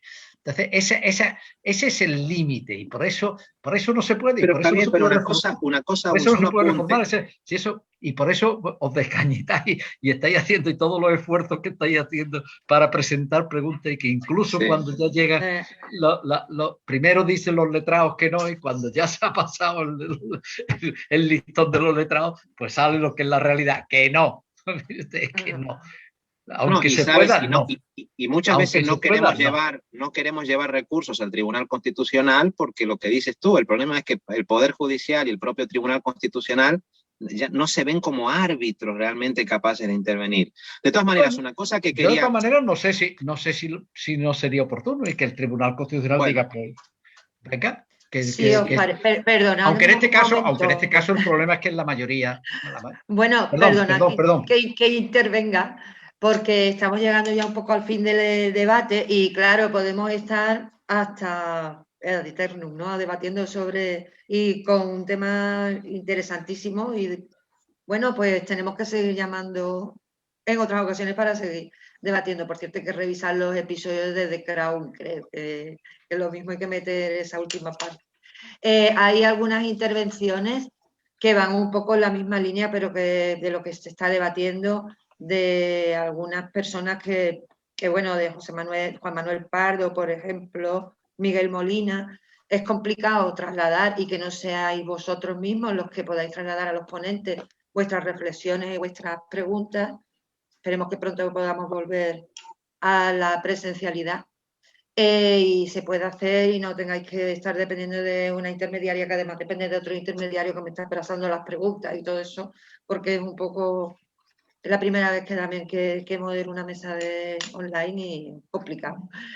Entonces, bueno, nada más que daros las gracias a los tres, a Olivia, a Gerardo y a Javier, a Ricardo que ha estado ahí, no sé si en el otro lado se les ve o no, pero ha estado ahí pues con toda la cuestión técnica y agradecerle pues el apoyo técnico que nos ha ofrecido y darle la palabra a Miguel Campillo, que mañana será el moderador de la mesa, bueno, de la otra mesa que estaba programada en este 10º febrero republicano y que la va a presentar. Miguel, cuando quieras, puedes obtener la palabra. No se te oye, tienes que abrir el micrófono. Nosotros cerramos el nuestro, ¿no? ¿Me oye ahora, Virginia? Sí, ¿verdad? Decía que simplemente reiterar el agradecimiento que tú haces a nuestros invitados, a Olivia Carballar, magnífica tu intervención, así como Gerardo Pizarello y Javier Pérez Rollo, que ya estuvieron, como habéis comentado antes, en el Alcázar, en aquel acto del Ateneo Republicano de Andalucía. Y bueno, y Javier es un viejo amigo del Febrero Republicano. Esta es su tercera intervención en el marco del Febrero Republicano de la primera a la tercera, en la Universidad de Sevilla. Ojalá acabe la pandemia y podamos volver a retomar aquello. Y como ojalá. Ojalá.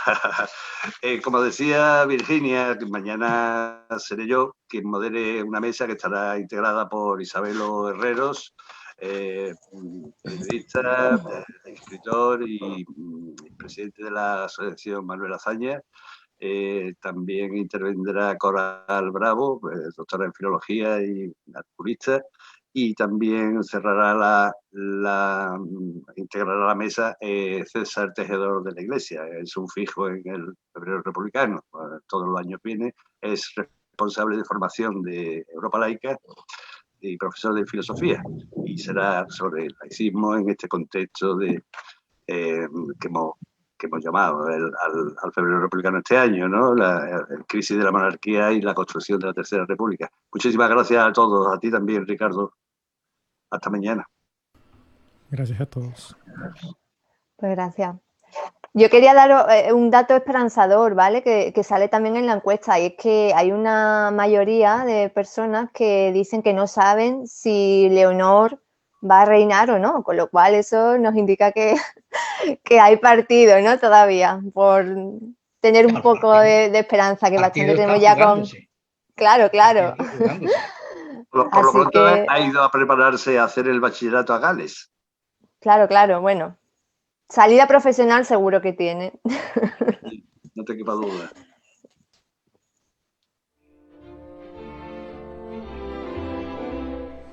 Bueno, pues se acabó, ¿no? Hasta la...